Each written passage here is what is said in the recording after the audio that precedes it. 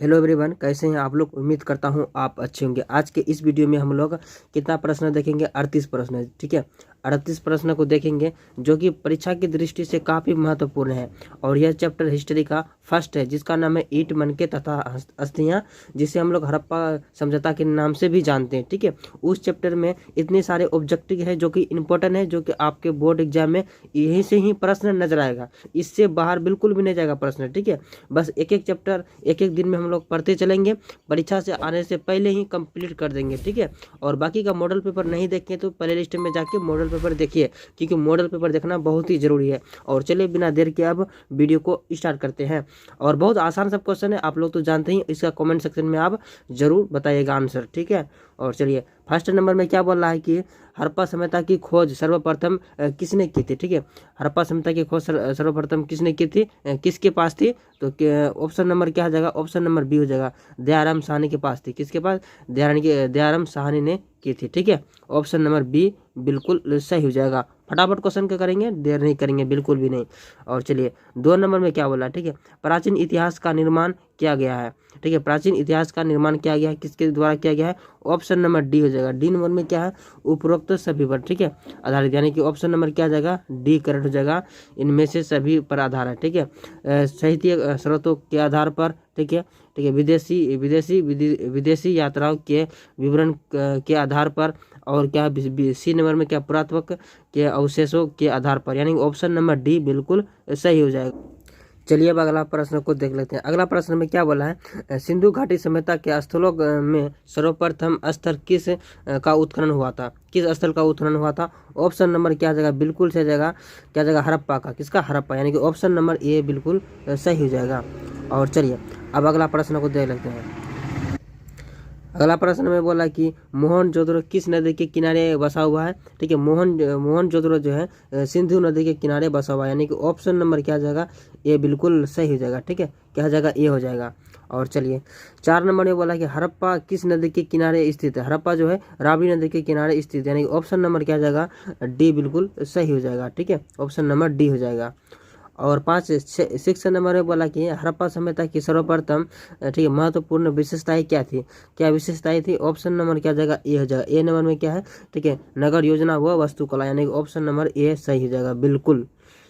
और 7 नंबर में बोला कि सिंधु सभ्यता में, ठीक, गोदीबारा का प्रमाण कहाँ से मिला। ठीक, कहाँ से मिला, तो ऑप्शन नंबर क्या जाएगा, लोथल से मिला। कहाँ से मिला है, लोथल से, यानी कि ऑप्शन नंबर ए बिल्कुल सही हो जाएगा। और 8 नंबर में बोला कि किस सिंधु स्थल से सूती कपड़े का, ठीक, साक्ष्य मिला, तो कहाँ से मिला, ऑप्शन नंबर हो जाएगा बिल्कुल सही जाएगा इसका, डी नंबर हो जाएगा। डी नंबर में क्या है, मोहनजोदड़ो से, किससे, मोहनजोदड़ो से मिला है। अब चलिए 9 नंबर में बोला कि पुरातत्व के अंतर्गत निम्न में से कौन सा एक नहीं है, कौन सा एक नहीं है, तो साहित्य नहीं है। क्या हो जाएगा, ऑप्शन नंबर ए बिल्कुल सही हो जाएगा।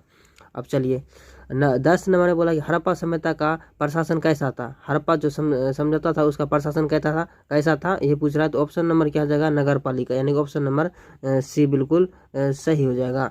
अब चलिए 11 नंबर में बोला कि सिंधु सभ्यता का बंदरगाह कौन था, तो ऑप्शन नंबर क्या जाएगा, क्या जाएगा, लोथल, यानी कि ऑप्शन नंबर डी बिल्कुल सही हो जाएगा। अब चलिए 12 नंबर वाला कि सिंधु सभ्यता में, ठीक है, नर्तकी की मूर्ति कहाँ से मिला है, मूर्ति कहाँ से मिला, ऑप्शन नंबर क्या हो जाएगा, बिल्कुल सही जगह ए नंबर का। ए नंबर में क्या है, मोहनजोदड़ो से। कहाँ से, मोहनजोदड़ो से मिला है नर्तकी मूर्ति। और 13 नंबर में बोला कि सिंधु का, ठीक है, किस देश का साथ व्यापारिक संबंध नहीं था, ऑप्शन नंबर डी हो जाएगा। डी नंबर में क्या है, चीन के साथ नहीं था। किसके साथ नहीं था, चीन के साथ, यानी ऑप्शन नंबर डी सही हो जाएगा। अब चलिए अगला प्रश्न को देख लेते हैं। अगला प्रश्न में कह रहा है सिंधु वासियों के प्रमुख देवता कौन थे। प्रमुख जो देवता थे सिंधु वासियों के लिए कौन थे, वो पशुपति महादेव थे, यानी कि ऑप्शन नंबर सी बिल्कुल सही हो जाएगा। और 15 नंबर में बोला कि सिंधु घाटी सभ्यता का कौन सा, ठीक है, कौन सा स्थल मृत्यु का टीला के रूप में भी जाना जाता है, ऑप्शन नंबर सी हो जाएगा। सी नंबर में क्या है, मोहनजोदड़ो। किसको, मोहनजोदड़ो से, ऑप्शन नंबर सी हो जाएगा। और 16 नंबर में कह रहा कि सिंधु सभ्यता में लोगों को किस धातु का ज्ञान नहीं था, किस धातु का ज्ञान नहीं था, ऑप्शन नंबर सी हो जाएगा। सी नंबर में क्या है, लोहा का ज्ञान बिल्कुल भी नहीं था। ठीक है, सिंधुवासी को। और 17 नंबर में बोला कि कालीबंगा भारत के किस राज्य में अवस्थित है। कालीबंगा भारत के किस राज्य में अवस्थित है, ऑप्शन नंबर जगह सी हो जाएगा, राजस्थान में स्थित है। कहाँ है, राजस्थान में। ठीक है, और 18 नंबर में बोला कि मोहनजोदड़ो किस भाषा का शब्द है? ऑप्शन नंबर क्या जाएगा? बी हो जाएगा। बी नंबर में क्या है? सिंधी भाषा का शब्द है मोहनजोदड़ो। ओके, अब चलिए अगला प्रश्न में बोला कि हड़प्पा सभ्यता के पतन के कारक थे, ठीक है, कारक थे। ऑप्शन नंबर क्या जाएगा? डी हो जाएगा। डी नंबर में क्या? उपरोक्त सभी। विदेशी आक्रमण क्या था जो उसका नाश होने का, ठीक है, मतलब कह सकते हैं विदेशी आक्रमण, प्राकृतिक कारण, मानवीय कारण, यानी ऑप्शन नंबर डी हो जाएगा। और 20 नंबर में बोला कि सिंधु सभ्यता का कौन सा स्थल सिंध के बाग कहा जाता है? तो किसे सिंध का बाग कहा जाता है?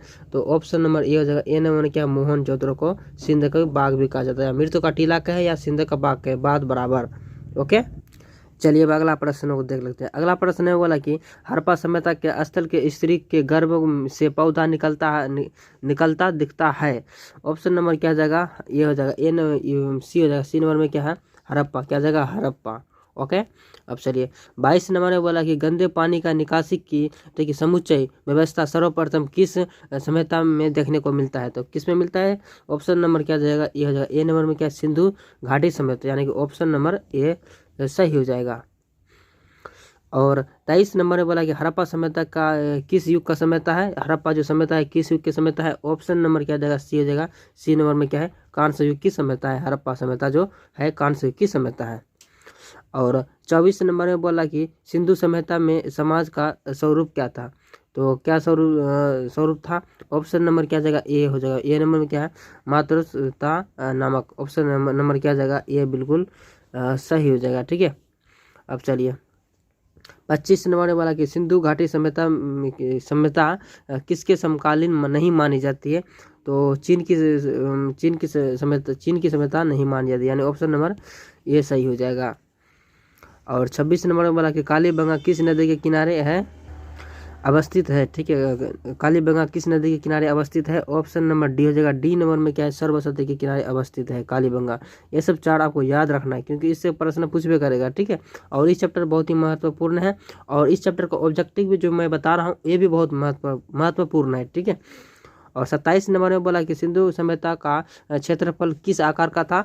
तो वो जो था त्रिभुजाकार, यानी ऑप्शन नंबर डी सही हो जाएगा। 28 नंबर में बोला कि राखालदास बनर्जी को मोहनजोदड़ो का अवशेष किस वर्ष मिला? ऑप्शन नंबर 19 क्या जगह?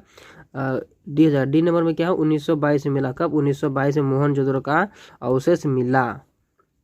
और 29 नंबर में बोला कि हड़प्पा संस्कृति आधारित थी। हड़प्पा जो संस्कृति आधारित किस पर थी? ऑप्शन नंबर क्या जाएगा? बिल्कुल सही जाएगा ऑप्शन नंबर इसका व्यापार पर। किस पर? व्यापार पर, यानी कि ऑप्शन नंबर ये बिल्कुल सही हो जाएगा। ठीक है, अब चलिए और अगला प्रश्न में क्या बोला है? अगला प्रश्न में बोला कि हल्के जूते खेत के साक्ष्य कहाँ से मिले? तो क्या जाएगा इसका आंसर? ऑप्शन नंबर हो जाएगा ए हो जाएगा। ए नंबर में क्या है? कालीबंगा, यानी कि ऑप्शन नंबर ए बिल्कुल करेक्ट हो जाएगा।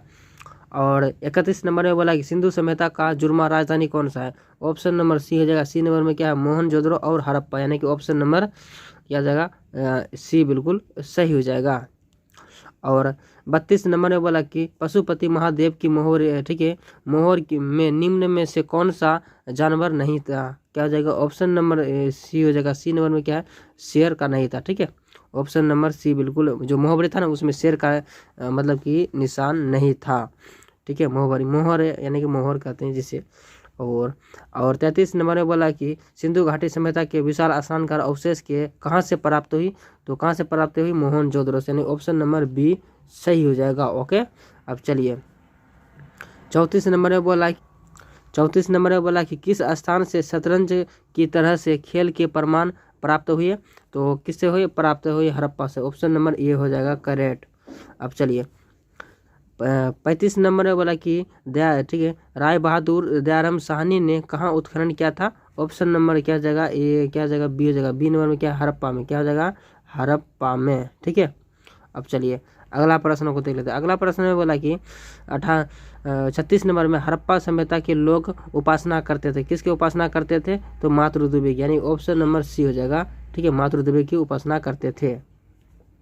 अब चलिए अगला प्रश्न को देख लेते हैं। अगला प्रश्न में बोला कि 37 नंबर में, ठीक है, हड़प्पा सभ्यता का स्वरूप क्या था? हड़प्पा सभ्यता का स्वरूप क्या था? ऑप्शन नंबर क्या जाएगा? बी हो जाएगा। बी नंबर में क्या है? शहरी सभ्यता, यानी कि हड़प्पा जो था वो शहरी का कारोबार करते थे, यानी कि ऑप्शन नंबर बी सही हो जाएगा। ओके, अब चलिए 38 नंबर में बोला कि हड़प्पा सभ्यता का सबसे बड़ा नगर कौन सा था। हड़प्पा सभ्यता का सबसे बड़ा नगर जो था वो था मोहनजोदड़ो, यानी ऑप्शन नंबर बी सही हो जाएगा।